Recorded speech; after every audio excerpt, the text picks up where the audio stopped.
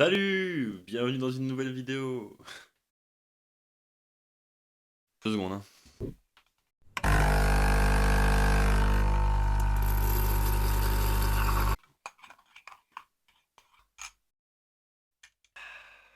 Ouais, je prends un peu mon temps parce que je viens déjà de tourner 1h30 de vidéo sans que ça enregistre le son, donc...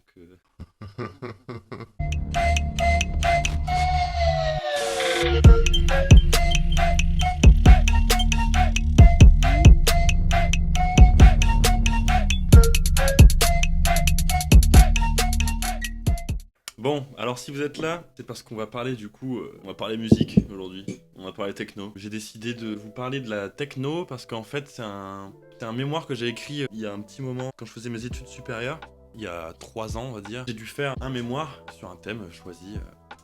Donc moi ça a été le thème de la techno.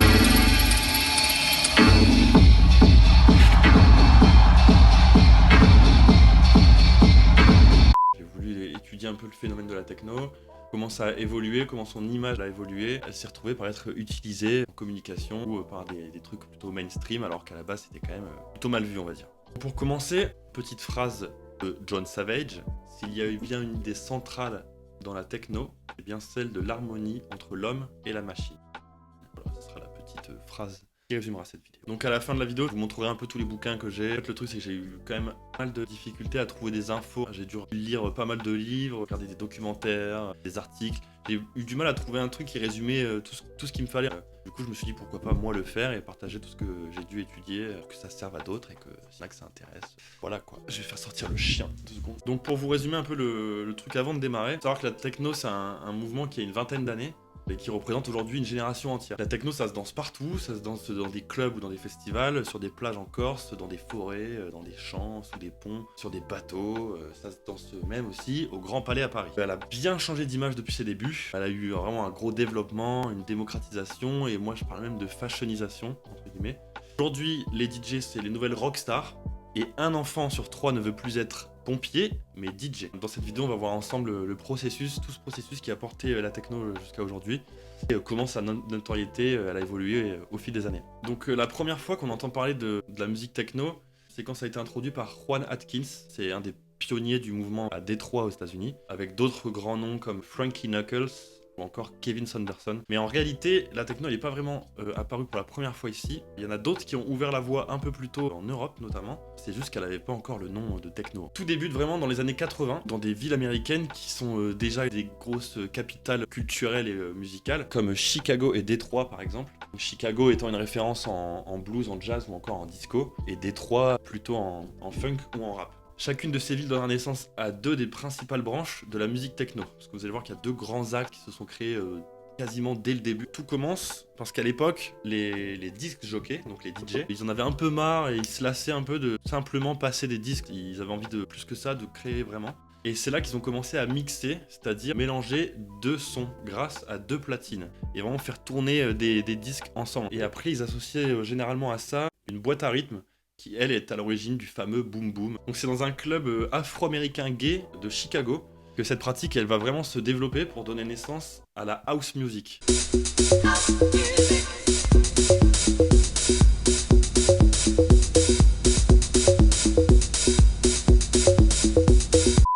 C'est vraiment la branche principale, une des branches principales de la techno. La mode elle se répandra rapidement aux autres villes jusqu'à ce que les DJ de Détroit, eux, se l'approprient et la modifient à leur façon. Jeff Miles, Kevin Saunderson, Juan Atkins ou encore Derrick May, ils développent alors une musique plus radicale, purement instrumentale et à la rythmique répétitive, plus rapide, plus sèche. C'est la techno music, baby.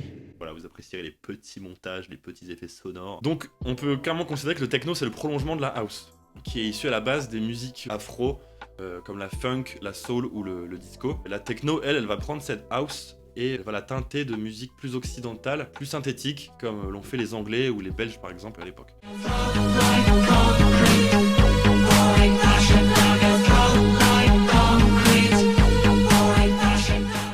Le phénomène, il a ensuite pris de l'ampleur petit à petit. Les artistes de Détroit, ils allaient se produire à Chicago pour mélanger un peu les styles et les univers et vice versa. Enfin, il y a eu vraiment un mélange de trucs comme ça et la techno, c'est vraiment le fruit de plein d'horizons musicaux différents. Les premiers disques de musique techno, donc dits industriels, ils voulaient éviter un peu les excès de leurs contemporains qui étaient un peu trop classiques, comme par exemple le format guitare, basse, batterie. Ils voulaient un peu sortir de ce sentier-là. Leurs disques étaient chargés de longues et mornes plages électroniques, comme par exemple Pierre Henry en France, et ses sonorités vraiment avant-gardistes, voire même futuristes pour l'époque.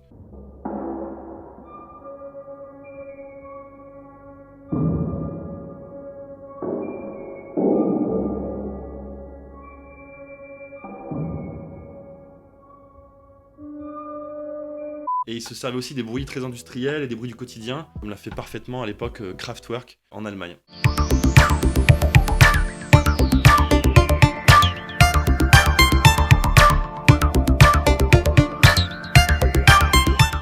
Ensuite, on a l'arrivée des premiers synthés et des séquenceurs, comme par exemple le Roland ou les Moog, qui ont été vraiment les premiers à faire ça. Et ça a offert vraiment des nouvelles possibilités aux artistes de l'époque. L'honneur revenant tout de même à Gerson Kingsley, ou Gerson Kingsley, je sais pas trop comment on dit. Gershon Kingsley. Pour avoir sorti le premier hit synthétique avec la track Popcorn. Qui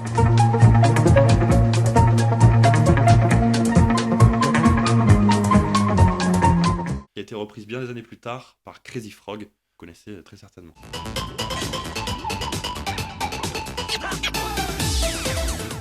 Et je pense que ça, peu d'entre vous le saviez. Dans un premier temps, on va se pencher un petit peu sur le contexte dans lequel toute cette petite bulle musicale a vu le jour. Donc on est tous d'accord pour dire qu'aujourd'hui, je pense qu'on est tous d'accord aujourd'hui pour dire que la technologie, elle façonne nos vies, mais aussi nos villes. Dans une certaine mesure, notre environnement. C'est pas vraiment les habitants de Détroit, qui est la cité de Ford, Chrysler et General Motors, qui vont nous dire le contraire. Et il suffira que l'industrie de l'automobile mute pour que la ville de Détroit se vide de ses habitants. En gros, en 67, il y a des grosses émeutes à Détroit parce qu'il y a eu un raid de la police dans un bar clandestin où il y a des Afro-Américains. Donc de ça, il y a des grosses émeutes qui vont durer 5 jours. Juste après ça, en fait, ça a créé une fracture à Détroit. Et après ça, en l'espace d'une génération, Détroit, elle va passer du statut de géant industriel riche à la population majoritairement blanche à celui de métropole peuplée d'Afro-Américains et frappée de plein fouet par la pauvreté. Alors, l'ironie du sort, c'est que c'est vraiment les avancées technologiques, la robotisation, l'informatisation et tout ça qui vont vraiment alimenter l'exode précipité des emplois ouvriers hors de la ville. Et c'est d'ailleurs les mêmes facteurs qui vont préparer la route pour l'arrivée de la techno. Donc le lieu commun de la techno, c'est vraiment, c'est né dans les villes industrielles désaffectées. Détroit, on parle de Détroit parce que c'est vraiment la souche américaine, mais la ville de Détroit aura d'autres semblables en Europe, comme par exemple Manchester, Düsseldorf, Berlin ou encore Sheffield. Et ont eux aussi une autre façon d'interpréter la musique techno et de répondre un peu au silence des usines désaffectées. On fait souvent le parallèle entre le mouvement techno et le mouvement punk, qui est lui aussi un mouvement un peu issu de la rue et qui était un peu considéré comme la première musique industrielle. Et donc il n'y avait rien de plus logique finalement que la naissance d'une musique machine qui est issue des usines et de tout ça. C'est donc dans un contexte comme celui-ci qui offre des paysages désolés et complètement morts, qui pourraient d'ailleurs servir des décors de Walking Dead. C'est vraiment dans ce décor-là que la techno et son univers est né. Alors en Angleterre, pour revenir un peu sur l'Europe, alors c'est en 87 que la musique techno elle va traverser l'Atlantique. C'est donc pas à Londres ou à Manchester, mais à Sheffield, qui est une petite ville industrielle à 300 km de Londres. Le succès il est immédiat, les discothèques elles se retrouvent débordées par des bandes de jeunes en quête de basse. C'est le début des premières fêtes en plein air, les raves, ce qu'on appelle les rave parties, accompagnés du son qui était généralement bien propre à eux, la acid house.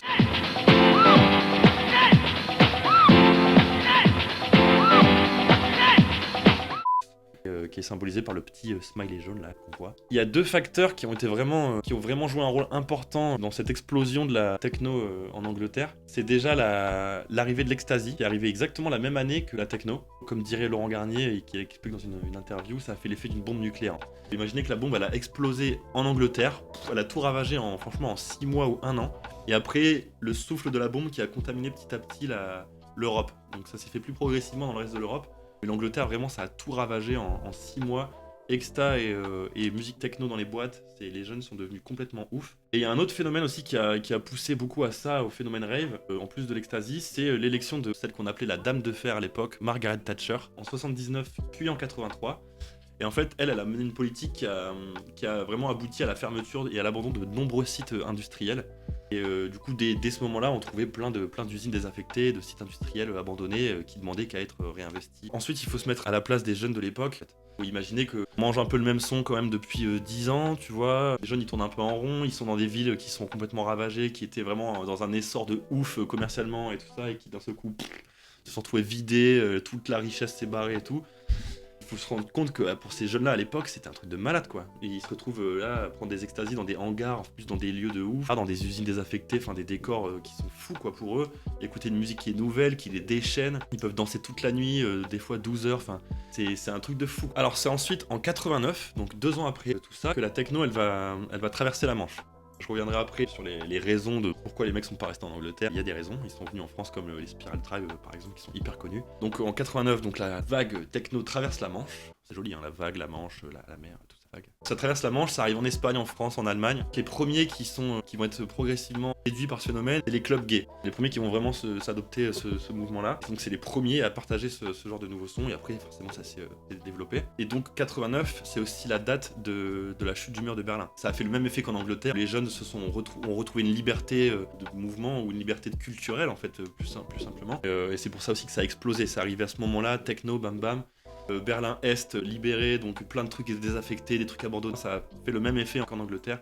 Donc pareil, grosse vague techno arrivée en Allemagne, on réinvestit les lieux, on crée, on fait de la musique. Ça a explosé tout en Allemagne aussi. Il faut bien aussi penser à quelque chose, c'est que ces mecs-là à l'époque, Kraftwerk ou Pierre Henry, qui sont des nouveaux artistes, qui proposent un nouveau son, du coup techno ou house, ils sont aussi dans cette démarche de vouloir faire quelque chose de futuriste. Quand tu veux faire quelque chose de nouveau et de futuriste, le truc c'est que t'as pas d'antécédent en fait, t'as pas de prédécesseur, t'as pas d'inspiration vraiment, c'est à toi vraiment d'aller chercher le truc. Et donc il y a par exemple Uther, je sais pas comment ça se dit, un des membres de Kraftwerk, qui dit ceci: quand on a commencé c'était le choc, le silence. Où nous plaçons-nous ? Nulle part. Nous n'avons ni figure paternelle, ni tradition suffisamment établie de l'entertainment. Pendant les années 50 et 60, tout était américanisé, conçu directement en fonction du comportement des consommateurs. Nous faisions nous partie du mouvement de 68, qui avait soudain offert des possibilités, et nous nous sommes mis à établir une forme de son industriel allemand. Donc on peut observer au sein du mouvement Rave Party un sentiment de déviance face aux autorités et au gouvernement. Alors un autre truc qui va aussi participer beaucoup à l'engouement autour du mouvement rave cette fois, c'est vraiment ce côté occulte de la rave party, dans le sens où c'est toujours dans des lieux, donc encore une fois abandonnés, désaffectés, tout ça. Aussi ce côté secret, où on sait jamais à l'avance où va avoir lieu la prochaine fête. Il faut attendre le dernier moment pour appeler une infoline, ou à l'époque on se branchait sur FG Radio à Paris, et ce qui est impensable aujourd'hui quoi.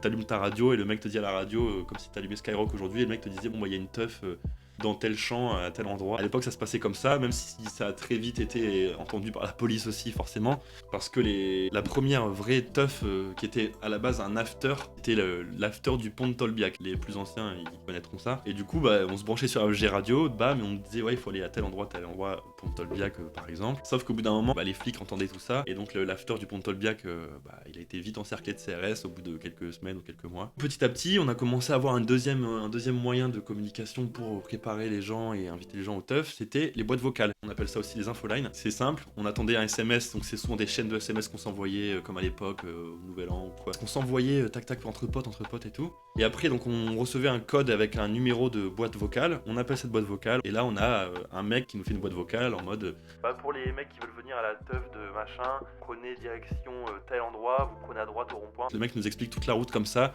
jusqu'à l'endroit pour arriver à la fête. C'est aussi ce côté-là qui rajoute un petit côté attrayant chez les jeunes. C'est un truc un peu secret, c'est un truc où il n'y a pas vraiment de normes, où tout le monde est accepté. Il y a aussi ce côté de déviance un peu en mode nous on fait comme on a envie de faire, on va où on veut et voilà, il y a ce côté un peu liberté. C'est donc sur cette notion de liberté que s'arrête cette vidéo. Si t'es encore là, merci beaucoup à toi. Je vous avais dit que j'allais vous montrer les quelques livres que j'ai étudiés pour ce mémoire. La techno de Guillaume Barra. Histoire de la musique en Europe aux éditions PUF. Et enfin, celui qui m'a vraiment le plus plu, Techno, le son de la Technopole aux éditions L'Échappée. La suite de cette vidéo la semaine prochaine. Mon mémoire fait 80 pages et que j'ai pas voulu vous assommer avec une seule grosse vidéo. Merci beaucoup. Vous pouvez vous abonner, mettre un petit like, questions, remarques, critiques, suggestions. N'hésitez pas en commentaire. C'est que du plus pour moi, donc ne vous gênez pas. À la semaine prochaine. Salut.